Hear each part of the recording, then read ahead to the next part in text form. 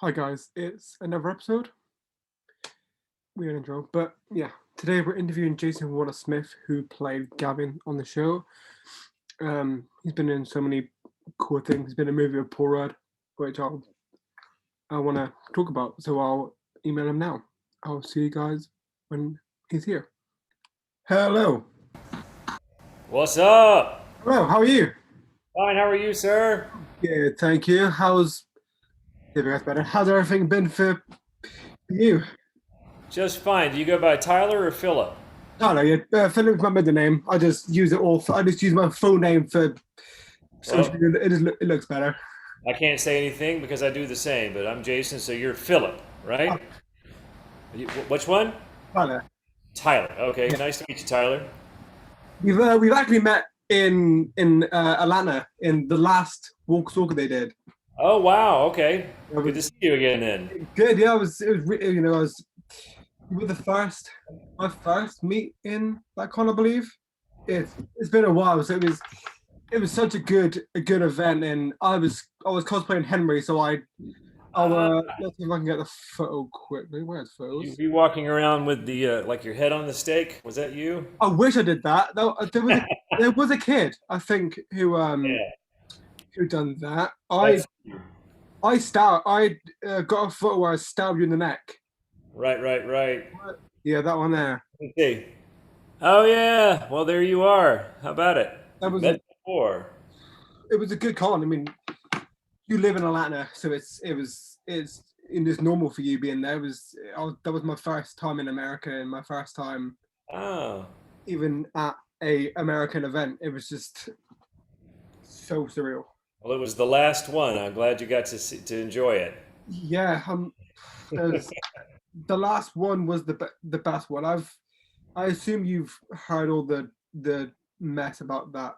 Oh yeah, Oh, oh yeah, yeah. I had two people that had signed up to have their pictures made with me, and we never got them done. And as far as I know, they never got their money back. So I oh feel yeah, terrible. I remember you tweeting about that now, and Yeah, I was trying to find them to say, hey, look, let me pay you back or whatever, and I never could find them. So I don't know what happened. I met one of them during the convention. They came by, and I said, well, come back by later, and we'll figure this out. And then I never saw him again. So if anybody's watching, if that was you, and you can prove oh, it. hopefully, because there's so much. I don't want to know how much money. I hope you're not owed any money. No, no, no, no, no. I'm not owed anything. They actually treated me pretty well. They even put me up in a hotel, and I live here, so it was. I had a good time, but it was unfortunately, yeah, everything went to hell that weekend, and that's over. Plus, there's no conventions now anyway, so. No, yeah, which is it's good for money saving wise, and it's sad, but I'm glad there's new ways because I was just watching your panel with Wizard World. I think so. With Josh, No, there was there's a lot of those. yeah, there was Carl, Emma, Chandler, Oh, Alexander, the really really big one. oh yeah, I don't remember that one, but if you showed it to me, I go, oh yeah, yeah. It was a lot of you there, it was good to hear so much about like how how you were, and I never knew you were a teacher until watching interviews, which is Yeah. sounds really cool. Cool. Yeah. Well, this is where I teach. This is the studio here. Oh wow, So that's yeah. really cool. How Well, long? it's the new studio since the COVID came. I had to like bring it into my own place. I used to use the theater, but I Yeah, couldn't control the atmosphere, so I brought it into my space, and it works well. yeah. I mean, uh, how long have you been? How long have you been teaching for? I started teaching in 2014. So that's in the fall of 2014. A good friend of mine who is also a teacher here in Atlanta, a fellow named Rob Mello, he teaches at the Rob Mello Studio, or the Robert Mello Studio, and he said, Jason, you should teach. You've been, studying for a long time. You've acted a lot. You could probably, be beneficial to some people. And I'm like, I don't know, Rob. Teaching, I don't know. I don't. Let me. Oh, hang on a second. Yeah, I think I've. I need to turn off my email so it doesn't bing in the background. Um, so I said, all right. Well, so I taught like just a one little class. It was not based in any sort of structure, any kind of technique. We brought in a camera and we gave some students some scenes, and I thought I'd see how I liked it. And nobody got hurt, and everything seemed to go fine. So I thought, okay, I just that was before I started, and then that was I went on a 5 week motorcycle trip for my 50th birthday. Right after that, and during that trip of solitude and thinking, I said, all right, I'm going to give this a try. So I came back, and Rob and I worked out a deal at his space, and I started teaching. I had 5 or 6 students to start with, once a week, and then now I've been teaching. So it'll be 6.5 years. And right before the pandemic hit, I had about 40 students on my roster, teaching 4 classes a week. And now, due to COVID, we started back teaching live in July, but we have to really be careful, and the class sizes are very small, and social distancing, etc. And so I have 26 folks on the roster, but every week there's usually about 17 that come and show up, but it's a rotating group. Yeah. So that's it. Yeah, I've been teaching 6.5 years. Have you managed to do anything over? Do you do classes over Zoom, or is that quite hard? Tried that. I tried. I tried. What I wanted to do was just stay in touch with my students, so we didn't lose touch, and so we did a lot of that. But I tried to teach that way, and it wasn't fair to the students. I was not providing good service, and I felt like I was ripping them off, so I stopped. Yeah. And so when I thought, I had enough people interested in coming back, we started with one class and then added another, and now I have 4 classes that have a maximum of 6 people each, and sometimes they're full, and sometimes it's just 2 people. It just depends on who shows up, and I can't force them to come. They come when they want to. But yeah, that's. I'm glad you have work Yeah, through this. it's just started back though. I mean, I've just kind of gotten out of it. And one second, I need to answer a question for a shoot I'm doing tonight. So yeah, it was good to get back into the groove. It was good to get the students back in here, and I've also brought some new techniques on board this year. I'm based in what's called the Strasberg technique, or the method, whatever, and I teach that mostly. And then I've added this new technique from a guy named Nikolai Demidov, who's been dead for years, but his book only got translated into English about 6 years ago. And so these techniques that he has really mesh well with Strasberg, and so I've started adding that to the curriculum, and I think my students are liking it. So far so good. Well, good. Yeah. I'm glad you've had that. Have you had any acting work lately, or that's still? Not really. No. About September of last year, the business kind of lurched back into life, and so auditions started coming in, and they were sporadic at first, and then of course we had the holidays and all that. But come January of this year, I was auditioning crazy. I mean, I auditioned 23 times in January. Only one of them I almost got, and then it fell apart at the last minute. Another one I'm still waiting to hear about, and I've auditioned a couple of times this week already. So business is back. Good. They figured out how to do it safely. The union worked with the producers and figured out how to do it safely. And matter of fact, I'm going to be meeting up with Cooper Andrews this weekend for a project we're talking about doing, and he's back on the Dead. They're shooting now, Yeah. so they figured it out. And he told me, he goes, it's just not the same. Everybody's standing around with masks on. There's no communal eating. It's just very weird. But they're getting it done, and so it's coming back. I've done a lot of small projects with friends. Yeah. So nothing that's the shorts and proof of concept type pieces, but nothing from networks or big budgeted films or anything like that. I just been working on a lot of small projects that I know people I trust, and we can be safe and that sort of thing. Yeah, Any work is better than being stuck at home and yeah. I mean, it's just after a while you start losing your mind. And so yeah, I was so like somebody Yeah, said, "Hey, Jason, we're thinking about." Yes, I'll do it. yeah. You know? I don't know how I would cope if I didn't have any work. I would just I Mm. would go insane. Yeah, I was supposed to. I mean, I don't know if I was going to get the role or not. It felt like I was going to. I was supposed to do a Christmas play over the holidays, and of course, Oh, theater's dead.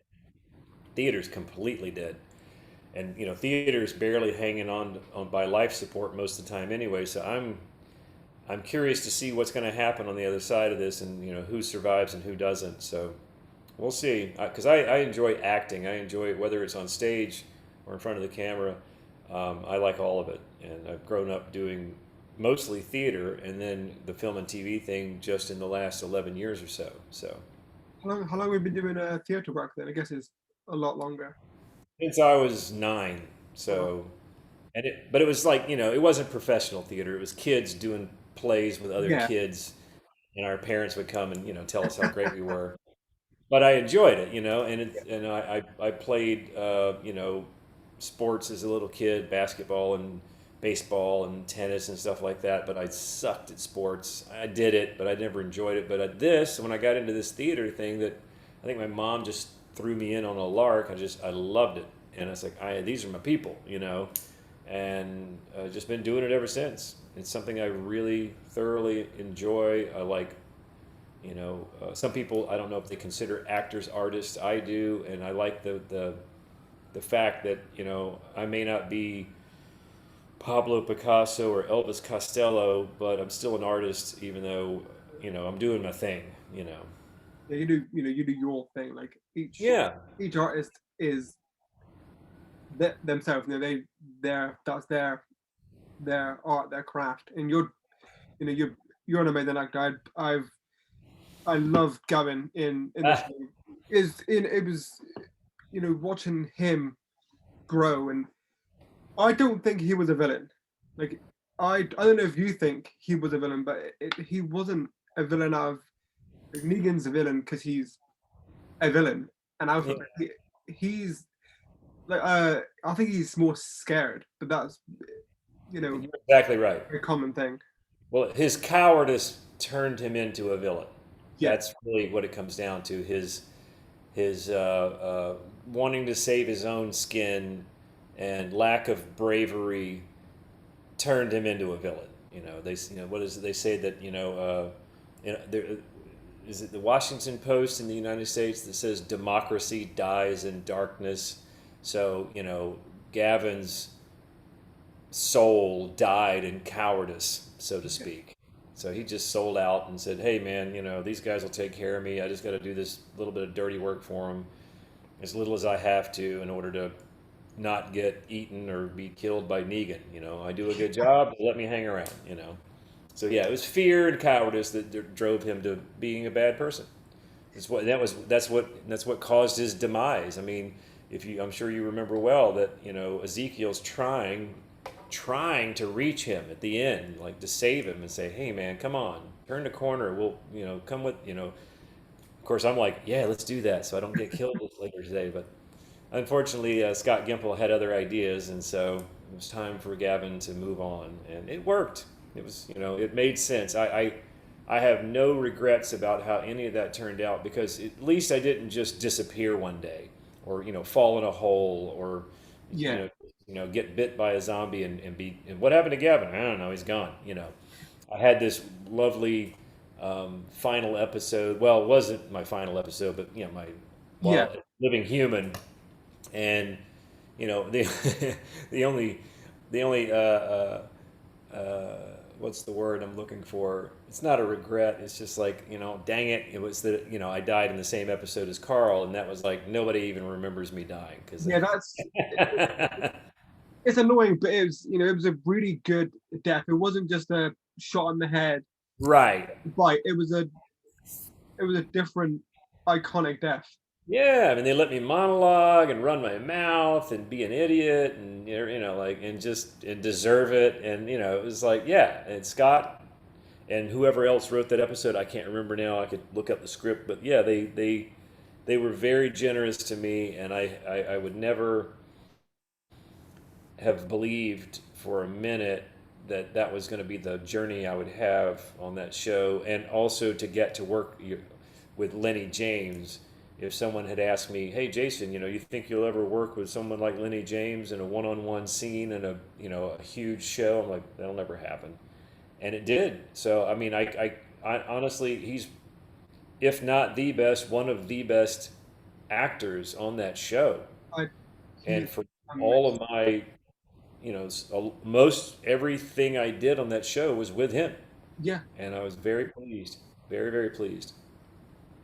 He treated me as an equal, and he's a really, his story is amazing. I mean, he comes from nothing. I mean, he grew up in an orphanage. I mean, he's made it on his own.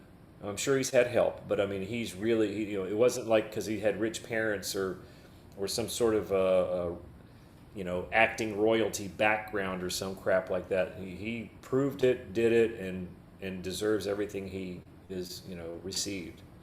he So his story in Fear. I don't know if you've seen Fear, but his character now in Fear is so good. Like he's always I been I amazing. saw a picture.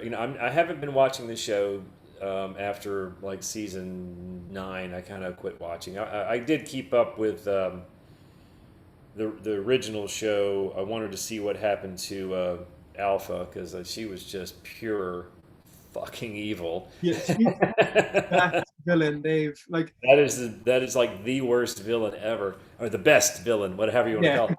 But yeah, because she was like crazy and unpredictable.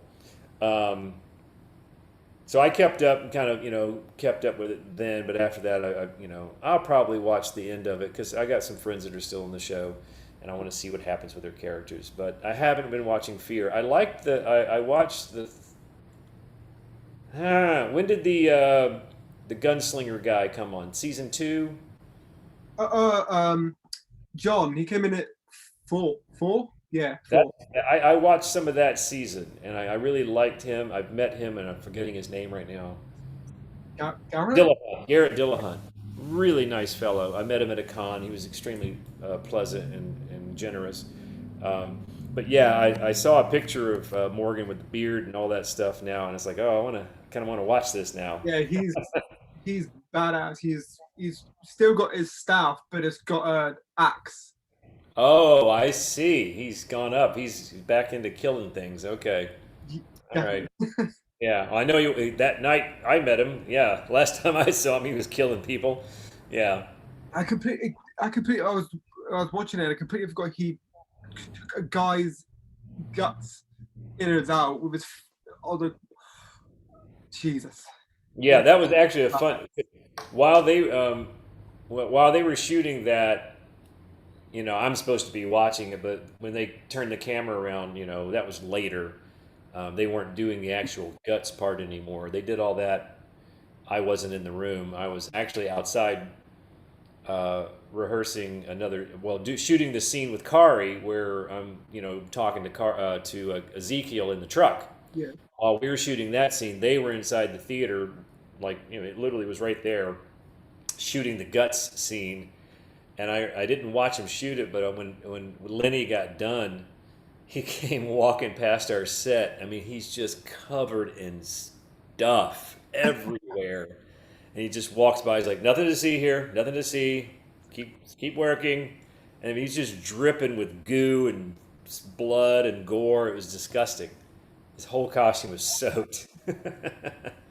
You wouldn't. Except I know you don't like gore. You wouldn't have liked um wearing all the like The going meat out in a jacket. herd. Yeah, the meat jackets. Well, the thing is, those things smell awful, but not in the way that you think. They smell like plastic. And they have this awful kind of like wet paint, wet cement, glue, airplane cement smell. It's hideous. So you don't have to act, but it's not rotting meat smell, which would be worse. But it's just Yeah. this really acrid chemical smell that those jackets have. And I got around them, but I'm like, yeah, I'm glad I don't have to. Yeah, I kind of got out of that thing unscathed. I don't know if you're familiar with a character from an old TV show in America called it was called the Andy Griffith Show, and there was a character named Barney Fife, and it's kind of a joke in the States that Barney Fife is a deputy for the sheriff, and he's a real hothead and a goofball, but he's such an idiot that they only let him have one bullet, and he has to keep it in his pocket. He's not allowed to put it in his gun. And so Gavin was pretty much kind of a Barney Fife. I mean, I carried around this beautiful Colt 1911 45 caliber real gun that was fireable on my belt for most of the series that I was on it, and never got to shoot it but one time, and that was in the shootout in the theater. I got to fire it like 4 shots, and that was it. That was it. And then didn't turn into a zombie. Didn't get gutted. I didn't have to deal. The only thing I had was that one thing on my neck for the That, ghosty that a lot of scene. work, or Huh? was it pretty easy to make a neck No, hold? it takes them a while. We had to do a test and figure it out, and then uh, but no, it would take about an hour for them to do that. They were really fast, really great. I've forgotten all the guys' names that do all that stuff, but I finally got to go into the monster trailer where they do all that, the special effects trailer. Yeah, and it's like they've got it pre-made. They said this is actually an exit wound for a bullet. We're going to try that, and there's this big old hole, and then they glue it on and smooth it into your skin, and then it's all white looking, and then they just paint it and spray paint it and paint it and paint it, and then put all the blood on, and it's like that looks so real. It's amazing. Yeah, it looked really good, and it was just a painful way to go. Just Yeah, not quick either. Really, yeah. I don't really think it would be a quick way to go. Yeah, I mean, it is a little far-fetched to think that an 11-year-old boy could put a stick through my spine and out the front of my neck, but it seems like a lot of people in The Walking Dead are kind of made out of tofu. Yeah, it's a little bit far fetched. Yeah, try sticking a knife through a skull. It's not as easy as they make it look on the show. I've never done it, but yeah, it's bone. You just have to like, and hope you don't stab yourself. Yeah, was that on set, was that the best scene of film, or was there another day which was your favorite Uh, thing of film? well, yeah, the night that I died was definitely the most memorable because we shot. It's funny that was all night shoots, and so they all start running together because you're sleeping during the day, you're getting up at 3 in the afternoon and going to work and staying up till sun up day after day, and you lose track of time. And I don't remember if we shot, what we shot what night, and what we shot the next night, because what I thought was my final day on set was actually at the beginning of that episode where I'm driving in a truck headed toward the kingdom. That was my final shot, All right. and it's like I drive by and then Morgan steps out of the woods and starts running behind my truck. Yeah, That was my final day and my final shot until I found out that I was going to come back. But I thought, I was saying my goodbyes and taking my pictures and all that kind of stuff, and then like 2 weeks later, my agent's like, "Hey, they want you back on set." I'm like, "What? I'm dead. What? What's going on? Is it a flashback?" And I read the script. I'm like, "Oh, this is cool." Because that was like the easiest work I ever did because I only had to say, 3 words over and over yeah. again.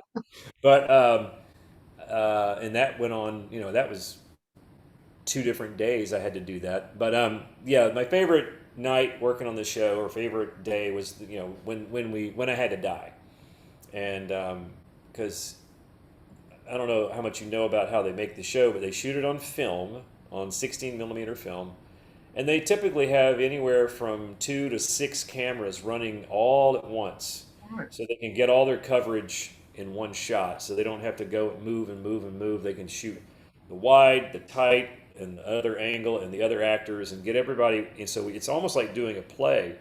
They just have to like make sure this camera's out of the sight line of this camera, and the lights aren't showing. And they're very, very, very good at doing that, and it moves things along very quickly. Saves a lot of waiting around. And yeah, they rigged me all up. They had this tube around my neck that had a hole in it that would squirt the blood out, and I would act like I got stabbed. But that was all put in CG later, obviously.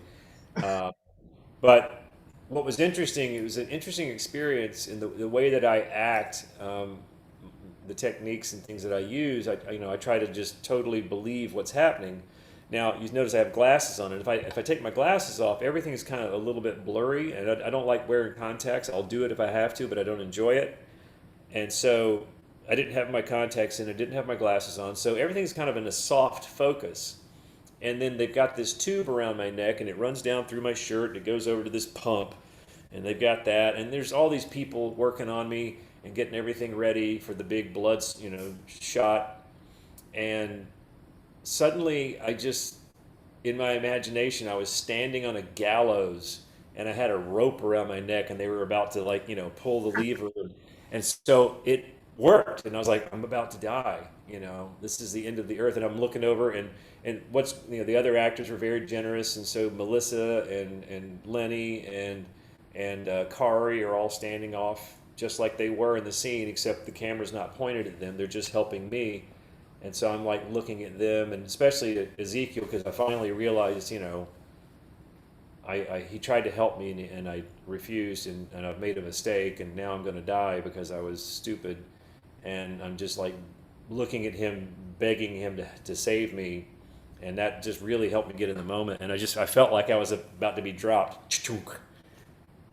That's. I mean, that shows how much of a good actor you are if you can put yourself in a different mindset. And It didn't matter what I was feeling as long as it looked real to the audience, and so that helped me get into that moment of I'm about to die, and I'm scared. I'm not brave. I'm terrified, and I'm shot in the leg, and I'm tired, I've thrown, it's like, damn it, this didn't work out, you know, and I'm still defending Negan, and it's stupid, and I was like, all right, and then I thought, and then of course I die a different way, but I don't know that, I just die. yeah, Anyway, that's enough about that. But that was my favorite, definitely my favorite day. do you think you would have joined like the kingdom or Richard if Yeah, like if they had allowed Gavin to join their group, hell yeah. I mean, he's a turncoat. He would have, all right, we'll do this now. Okay, great. Yeah, I'm sure there probably would have been a parole period or whatever you want to call it, but where he had to, do it right. But yeah, he would have taken the offer if it had been definitely given to I him. think um DJ DJ did the same thing. He is now was a pretty big member of the group after He, coming. is that Mark Mangan's character? Yeah, Well, didn't he get killed? yeah, he was piped. Right, I thought he was piked, but yeah, so he's gone. But he became a big member of the group. Yes, Yeah. yes, yeah. Mark's a great guy. Yeah, exactly. And then there was a couple of like who was it? Wasn't there a Lindsley Sharp, Yeah. Lindsley Register? I forgot her. I don't know. She's tattoo girl. I forgot. I don't even know her character's name. Uh, But she was there for a yeah, while. her name. She Yeah. got killed. Negan killed her, I think, didn't he? Or Uh, Beta, I think. Beta broke her back or something. Beta, yeah, yeah, Beta, yeah, other big guy, yeah, Beta killed her. That's right, yeah, and I was kind of bummed because I wanted to see her have a better exit, but it was just like over. I was like, oh, Yeah, like some characters you get like if you're a big character, then you get a big death, and like, yeah, well, the smaller characters, you're lucky enough to get a like on an iconic death, like a big death like you are really really. well, that's what I mean. Yeah, I was very fortunate, but I did not consider myself a much bigger character than DJ or Lindsley or Mark or Lindsley or even who else was it? But that's it. Yeah, or like the guy that oh man, Jason. I never worked with him, but he worked. He was on the hilltop, and then he ended up getting sick and dying in bed. They gave him a nice exit, but he was basically Tobin, just, huh? Tobin, the Jason Douglas, 'cause he died. Yeah, yeah, yeah, yeah, yeah. And so it lingered, but it wasn't spectacular. But he got a nice exit scene, Yeah, and he got a pretty good yeah, death. they treated him well. Um, well, I've got a before I forget, there was a non-Walking Dead question, or a couple non-Walking Dead ones I had because I know you've been in Anchorman. Yeah. Um, did you ever meet or work with Paul Rudd? With who? Paul Rudd, Paul Rudd? yeah. Is that, no, I have not had the honor. No, he was not around on my day. Um, Will Ferrell was there the day I Okay. was working, but I did not get to meet him. He actually, you've seen Anchorman, right? I d- as much You support for have not. I haven't, I need to see it. Okay, well that's all right. There's a scene when you do see it. There's a scene where Will Ferrell's character is in a doctor's office and he's gone blind, and the guy that plays the doctor is a friend of mine, a guy named Wilbur Fitzgerald, and they're in there just being hilarious. Wilbur's just total deadpan straight man, and Will Ferrell's being Will Ferrell, and I'm watching it on the monitor, and I'm having to cover my mouth because I'm trying not to laugh because they're recording. And then my scene was shot right after that. My scene was very simple. If you blink, you'll miss me. I'm barely in the movie, but I'm in it. But it was a fun experience because I got to work with Adam McKay, the director writer, and Adam and Will Ferrell. They're just riffing all the time. And I'm sure Paul Rudd and the rest of those guys. It's all a lot of ad libbing. They actually released a second version of the movie because they had so many extra jokes from the first one that they cut out that they put all the new jokes, they did all the edited jokes into a whole new version of the film. They had so much extra. So I haven't seen the other one. I don't even know if I'm in the other one, but yeah, I played. My character's name is Man with Knife in Head. That's I'm literally sitting in a like a waiting room of an emergency room with this giant Bowie knife, like sticking this far out of my head, and I got a towel with some blood on it, and I'm watching TV. I So mean, yes. it's hysterical. I say Amen, brother. That's my line. I'm like sitting there watching Will Ferrell on TV. I'm like, Amen, brother. And I had really long hair and I had this really big beard then. It's hysterical. So that was a fun day. I'm glad I got to do that. It was just one day's work, but it was fun. Yeah, I mean, it's still a role on a movie, which is it, it's good because it helps you and everything. It helps your career, Oh which is good. yeah, no, it was a great experience, and I wish I hope to meet Paul Rudd someday. I'm a big fan. I think his work is great. I love the Ant Man movies. I love how he does that, and I love him in This Is 40. I love that series of films by Judd. What's his name? Anyway, Judd Apatow's films. He's brilliant in that. I like Paul Rudd. He's funny. Yeah, because I seen that and I was like, I have to ask that because obviously, what I as it's called Taco-Bout The Dead. I don't know if have you seen Endgame? Oh yeah, too many times. I'm When addicted. I'm addicted to the Marvel movies. Yeah, when he's got the taco and it's just that one scene that is it. That is why it's yeah. and it just I just thought it was quite funny. Oh, I And mean, it's not, the bit where they're standing around in game where they're talking about Hot Tub Time Machine and all that stuff, and they're and it's like, oh wait, no, that's not one. No, Die Hard, no, that's not one. But yeah, it's just goofy, yeah, just his goofy dry humor when it's like he goes, we've only got enough PIM particles to get 2 test runs. Okay, one test run. Just silly little things like that. It's just I like that style of humor. I don't get to do that sort of thing, yeah. but I hope to get a crack at it someday. It'd be a Oh, lot of and fun. then there's Ant-Man 3 coming out, so Hey, you never know. there's already If it's coming out, it means they've already shot it, oh which means it's I, it's just filming, I think. okay. Well, they haven't called me. Sorry. My Hopefully. buddy, a good friend of mine, was the one of the villains in Ant Man 2. Yeah, Josh. Josh was part of that crew, but the head of that crew is a good friend of mine named Walton Goggins, who plays like the bad guy until he gets the truth serum and he's all stupid at the end. And Walt's great like that. He can play super goofy and very sinister. And we don't. He lives in Los Angeles, but he's from here in Atlanta area, and so we kind of like cut our teeth out in L.A. back in the day. And I left L.A. and came back here. He stayed there and became a movie star. So here's to Walt. So Uh, I always hope to work on those Marvel films, but if I was, I couldn't tell you. So you know. True. It is cool to see Walking Dead actors in it because there's quite a few now. Well, they shoot all the Marvel films right here in Atlanta. Yeah. So, there's going to be some cross pollination. Because they shoot The Resident here, they shoot all the Tyler Perry stuff here, all the Marvel movies are shot here mostly. Netflix, you got Ozark here, which I auditioned for Ozark recently. I've auditioned for it every season, kind of like The Walking Dead, but it took 6 years for The Walking Dead. I don't, You know what you were? Ozark. Do you know what Huh? characters you were gonna? Do you know what characters you were gonna somewhat play, or In Ozark? in in Yeah. in, in Walking Dead? Sorry. Oh, and Walking Dead. Yeah, the only ones that I could kind of like put a finger on was the you remember the wolves? Yeah. The guy that was the main wolf that was captured. I read for that part. I read for Jared. Jared and Josh read for Gavin. He probably told you that.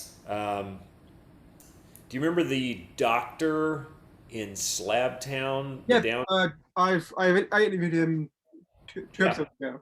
I read for that role. Oh, He was great. He was perfectly cast. I mean, I wasn't the right person for that role. I read for I read for Richard, that Carl plays, um, and then who knows? There's a lot of them that I never could figure out who the character was. There was another one. Do you remember when they had the showdown at the satellite outpost before Negan was introduced? yeah. And there was Alicia Witt was the leader. Yeah. The guy that was her husband, um, I read for that role, and the guy that did it was great. He's an actor out of Florida. I can't remember his name right now, but he's a really good guy, and and good for him. But I'm glad I didn't get that part because he was dead in one episode. So Yeah. that worked out. And I really, really, really wanted that role. I auditioned for it like 3 times, and I didn't get it. And so probably, again, thank goodness because You've got Gavin turned out of out for all the me ones to you be. could have had, you had the longest one. Because all the Yeah, you would I have. think out of all the roles that I've read for, yeah, the one that I had ended up hanging around the longest. But here's a reality about being an actor is in season 7 when we had those 3 different scenes when I was in the 3 different episodes that my character was in were all those parking lot scenes with Richard and Benjamin being killed and meeting the kingdom and Kari and Jerry and all that stuff. Ezekiel and Jerry and Jared's there, and we're having the face off in the parking lot, and eventually Richard gets killed. And when I read for the part of Richard, I knew it was a 5 episode arc for a guest star. It's like he will die in 5. They told us that, but my character was like open ended, That's good. and so where am I going with this? Sorry. Oh, so those 3 episodes, I only worked 4 days. So out of the entire shooting schedule from March till November, they shoot 5 days a week. I worked 4 days, and we only get paid for the day that we're there. We don't get paid for the whole season. Yeah.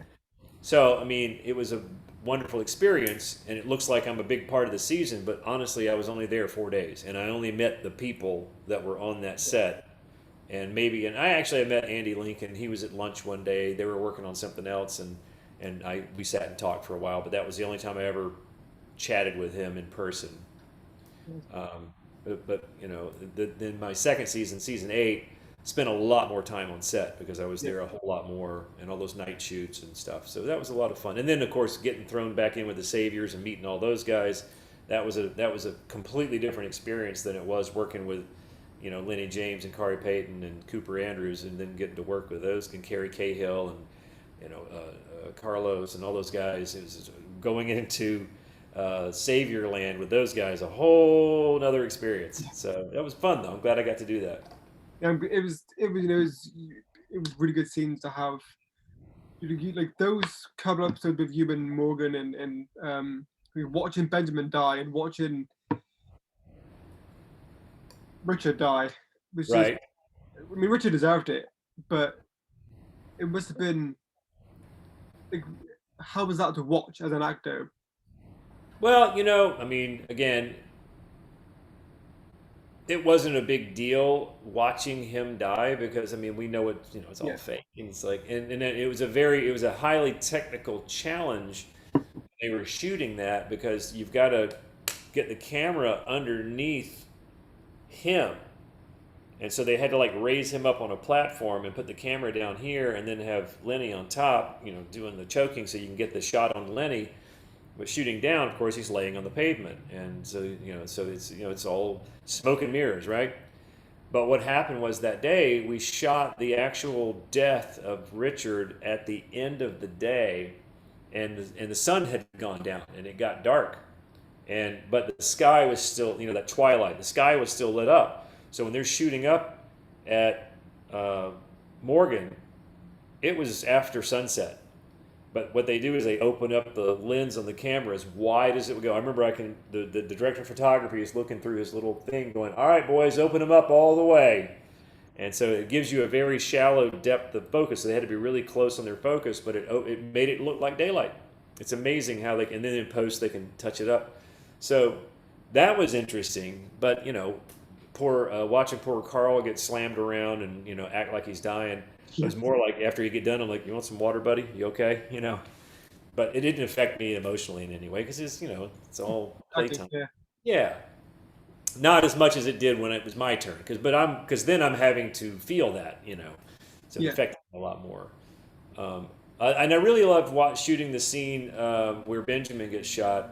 That was a great day. That was a real challenge. That was my first big scene in the series, and I didn't get the script until a day and a half before we shot, and I had like 10 pages of dialogue, and I was in a panic that I wasn't going to be able to learn my lines well enough to be able to forget my lines and just deal with, because that's one of the things that I'm teaching is like you got to learn your lines and then forget your lines and just be in the moment. And if all you're doing is thinking about your lines, you can't be in the moment. So I didn't want to be a shitty actor. I wanted to be good. And so luckily I was able to, I canceled everything else in my life and just worked on that script for a day, and I got it done. I thought I did a pretty good job.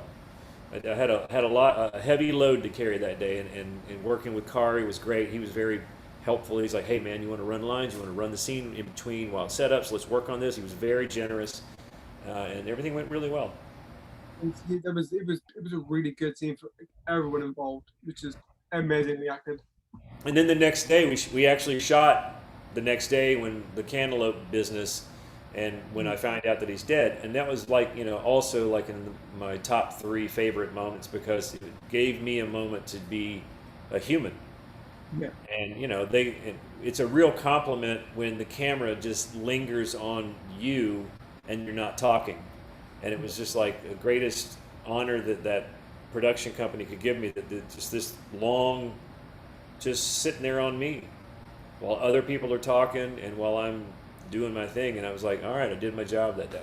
So that was I don't want to brag or pat myself on the back, but I was proud of that day. That was a good day. I seen on Gavin's, I think it's called Wiki. You gave him it was a construction. Yeah, we just made that up. I like that. It's pretty good. Yeah. Like, how do you think about that? Well, I mean, I grew up. My mother was in the real estate business, and I also had summertime jobs where I would work on the construction sites, like for residential real estate. And so I knew what those guys were like that did a good job. They were super organized, really efficient, really good at managing a crew. And so it just made sense that Gavin probably did something like that because he was good at marshaling his crew and getting the job done at minimal expense. Because all Gavin, in my mind, all Gavin wanted to do was get it over with and get back to the chemical plant and kick back in his lazy boy and drink a cold one.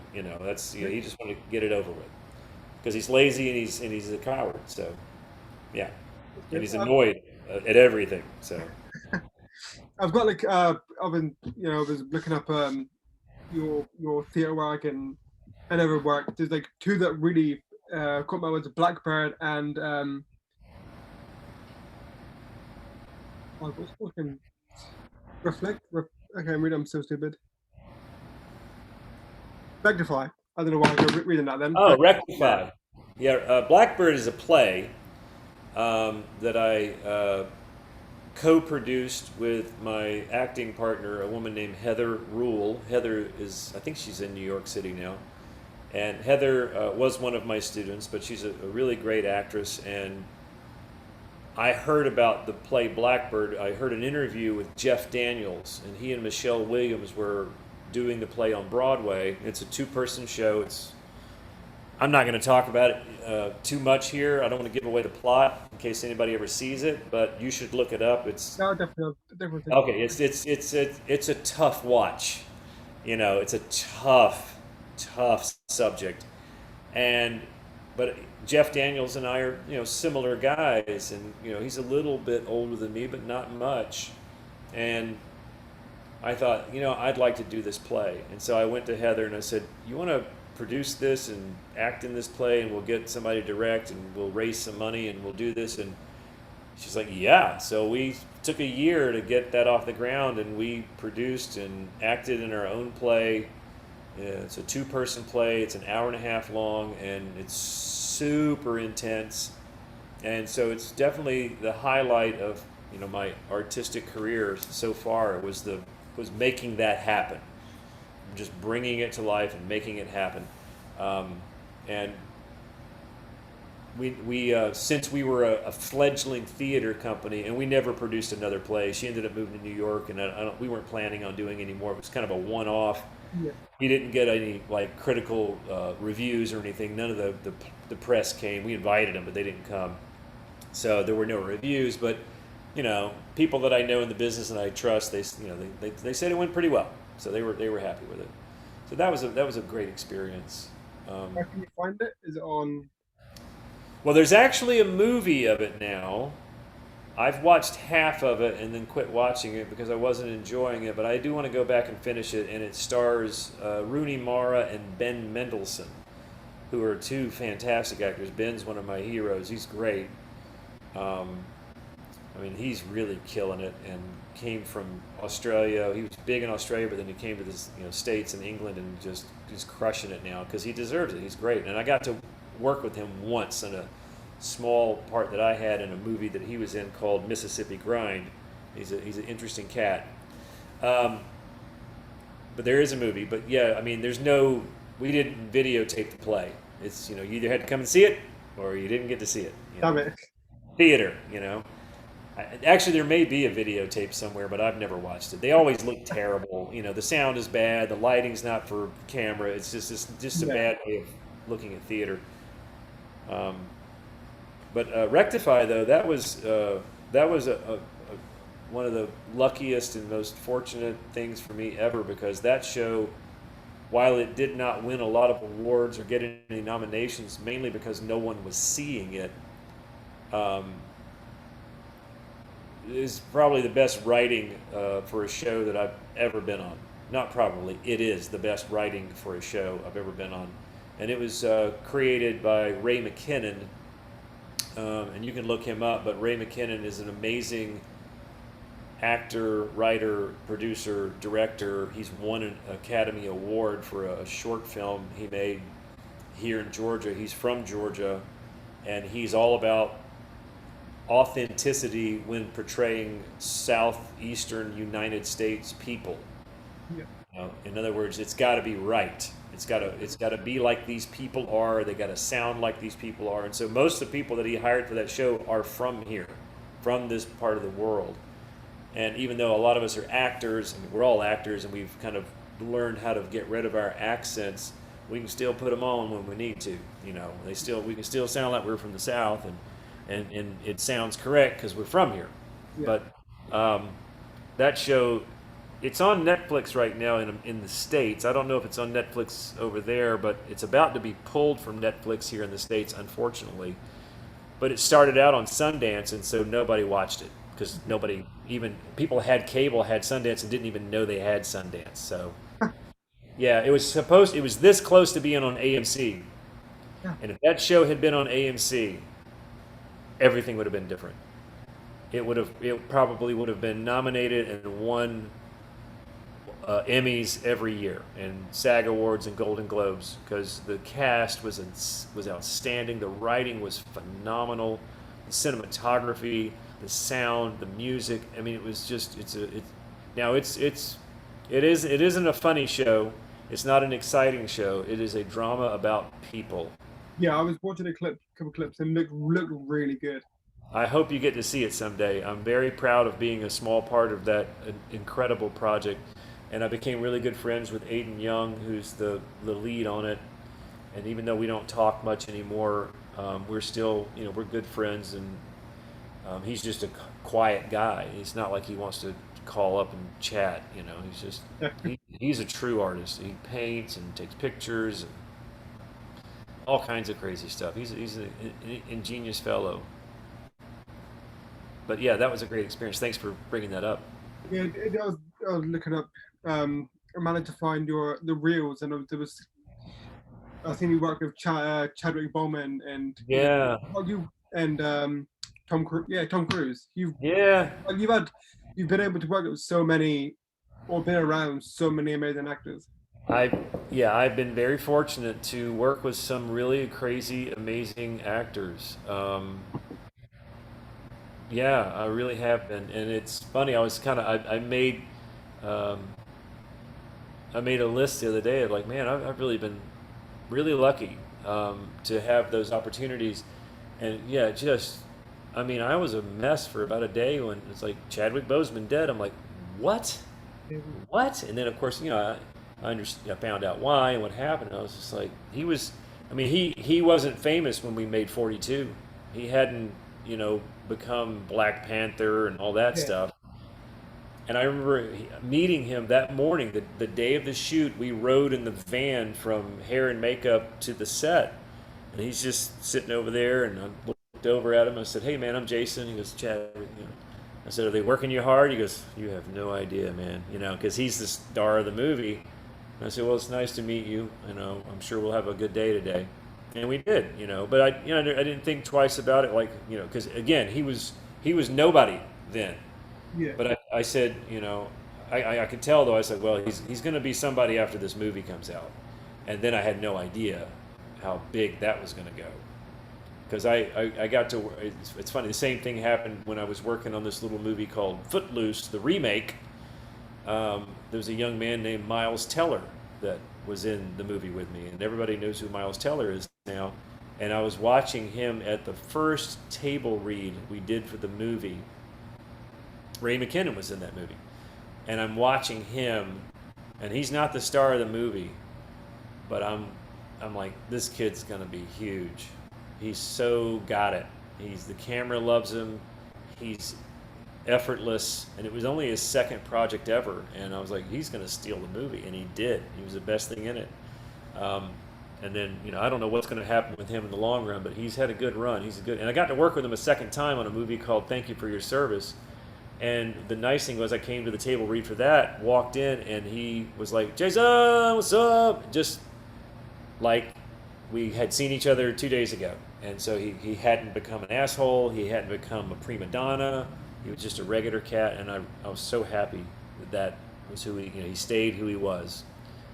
But yeah, Tom Cruise, that was a whole different thing, though. Yeah, I mean, I worked with him, but I never had a conversation with him.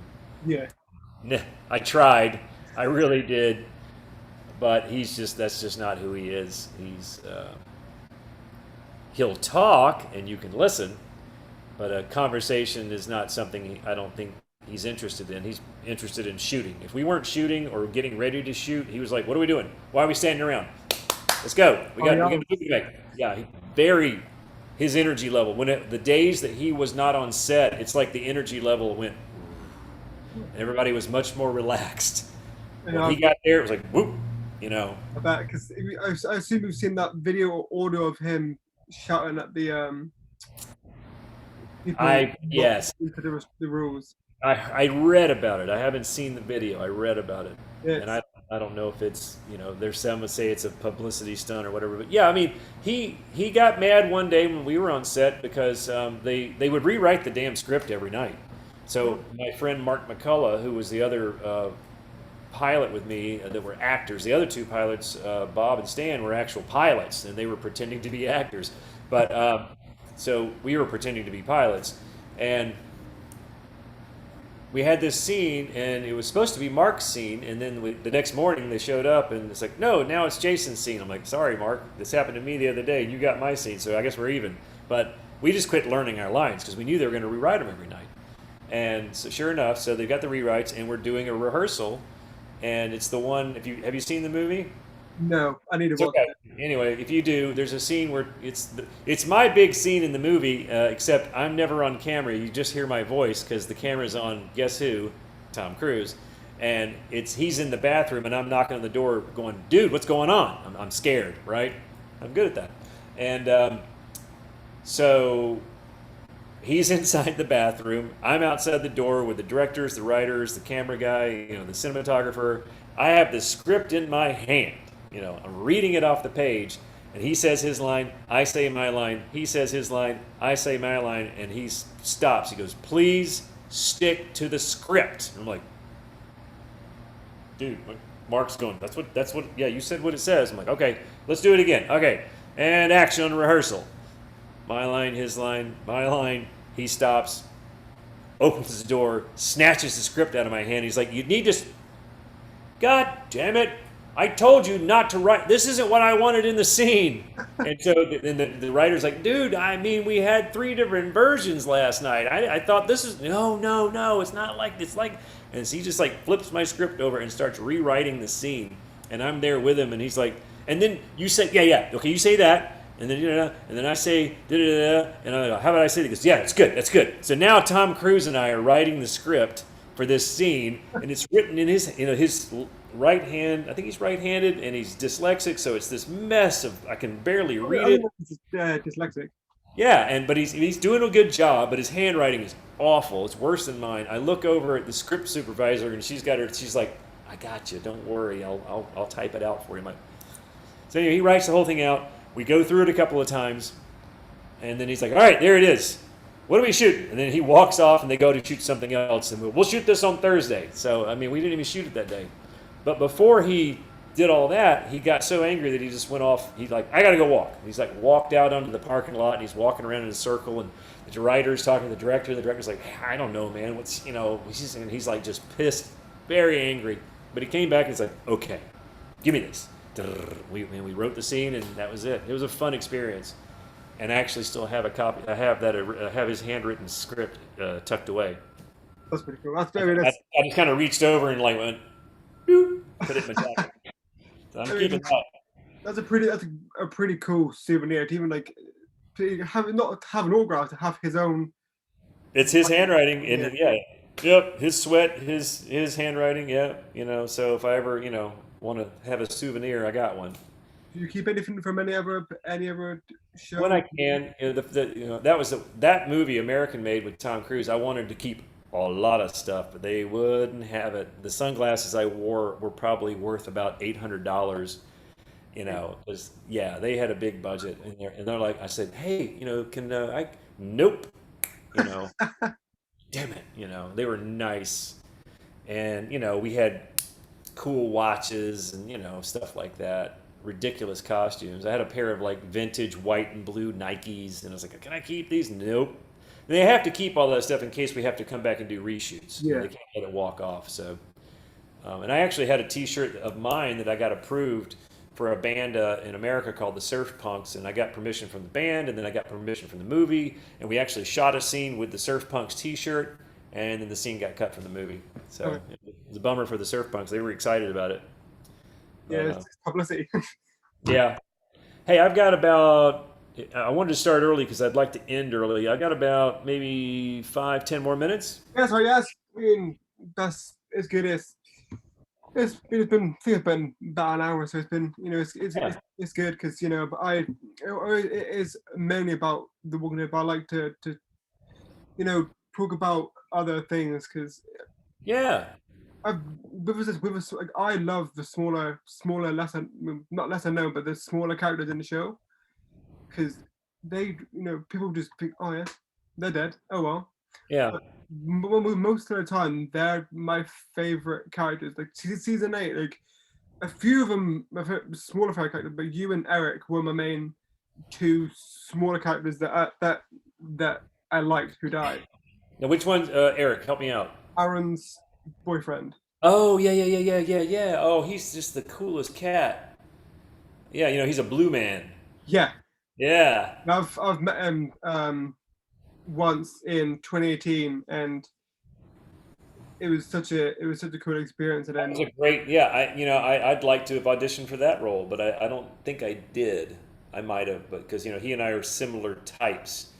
But I may have read for that role. I don't recall reading for that role, but that would have been nice to have played that role. That's a great role for him. yeah, it's just you know he's not he's not angry. He's not Right. evil. He's a That's good the Jordan good Jordan. person. Yeah, and it was so sad how he just wandered off as a walker. I I really wish they stuck him. I had a theory that he tweeted about where I don't know how people find out, but they know the spoilers. Ah, It's crazy. So I knew Aaron was gonna lose an arm. ah, I was like, I really thought Eric was gonna come back because you never see his face. right, right. Well, maybe they've either took his face or Whisperers took his face, Ah, but that would have been cool to no, see his face show up on a Whisperer. Oh, that would have been freaky. it was just weird. You've never we saw him in a distance, but you never saw his face. Right. No. Can you hold on for 1 minute? I want to stay on for about another 5 minutes, but Yeah. I just need to take a pause for just a second, okay? Okay. 2 seconds. No worries. I'll be. I've just paused it and quickly talk on my own. I hope you guys enjoyed the episode. Thank you for everything, given the likes, the messages, the views, everything. I appreciate it all. Um, I didn't expect it to get this far, so thank you. Hello, hello again. Yeah, sorry about I that. remembered.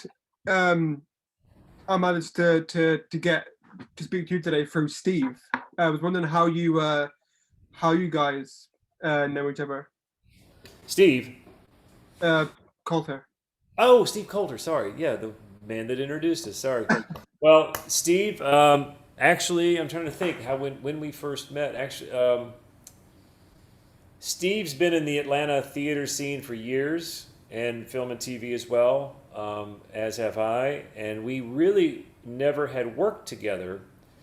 And but I knew his reputation. I'd seen his work. I knew we'd met many, off camera, just being people. Yeah. And I respected him and his work. He is a jokester though. He is really a jokester. So this young man here in Atlanta, his name's Cameron Schwartz, and Cameron is a brilliant cinematographer. He works on The Walking Dead sometimes, um, like a camera assistant or first AC they call it, first assistant camera. That's his job, like not focus pulling, but the lenses and helping run the camera. And some on smaller projects he's like in charge, but on the larger projects he's more of an assistant. Anyway, Yeah. Cameron writes these short films that he likes to make, and he's building up his resume of his work. And so he had worked on Rectify, and his girlfriend at the time also worked on Rectify, and so he had written this short film called Northfield, and he reached out to me and said, Jayson, hey, we're doing this short film. It's called Northfield, and we'd like to hire you to be in it. And here's the part we'd like you to play, and here's the script. What do you think? And I read it, and I said, this is great. I would love to do this. I'm honored. And he goes, well, I said, but I have a question. Who's playing the other guy? They go, well, we don't know yet. We're looking around. And I said, well, can I help you find someone? Because I didn't want to work with a knucklehead. And so I said, I'm going to give you some names of some people and that I think would be good for this role. And they said, that'd be great. And so Steve was at the top of my list. And they called him and said, hey, Jayson told us about you. And Jayson's going to do this. And he's like, I'm in. So then we finally got to work together. And we made this short film with Cameron. It turned out really pretty damn good, I think. So I got to spend, 2 long weekends hanging out with Steve and working with him. And was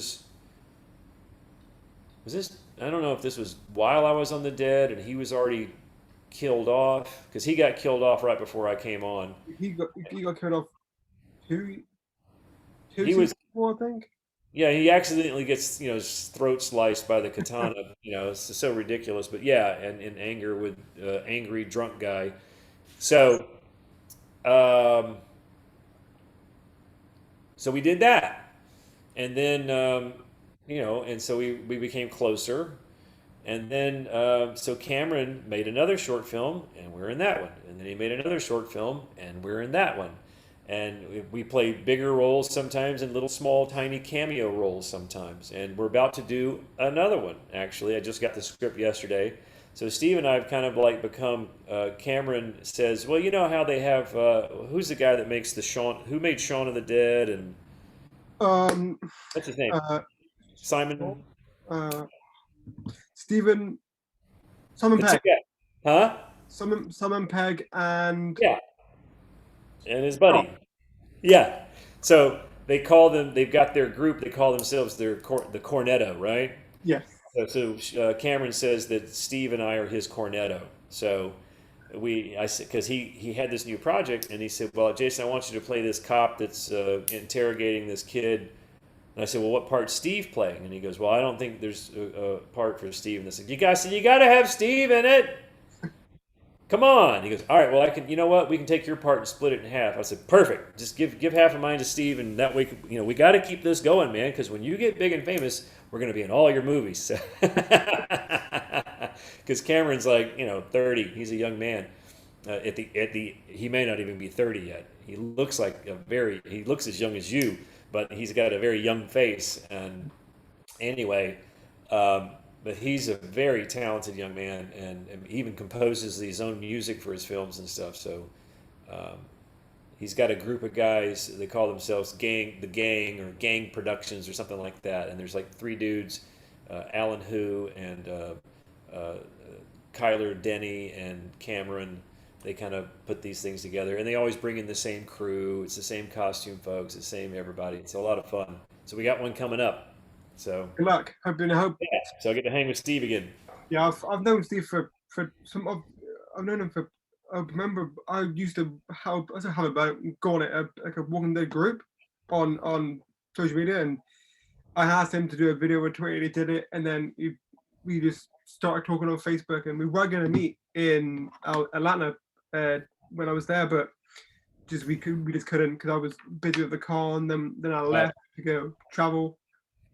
But then I managed to speak to him on here, which is He is he's a genuinely nice, decent human being. Is extremely talented. If only he were as handsome as I was, it would be perfect. he's you've both been absolutely amazing, and Well, thanks, man. I didn't expect to even ever have something this just new and different to do, but I Well, always no, it's my pleasure. Like I said, when Steve said you need to talk to this young man, I said, of course I will. So, and thank you very much. It's been I appreciate you not dwelling on the dead the whole time, and let us talk about some other things. yeah, because I was that's it's that, but it's I want to know you as well more. Thank you. Thank you. Thank you. I do need to go though. I'm running out Yes, of. yeah. All right. Well, Keep coming. Tyler, thank you, Thank you. and let me know when this is going to be available to be seen. Tomorrow. Oh, okay, great. Send me a link. Okay. Yeah. Thank you. There. Bye. Ciao. Bye.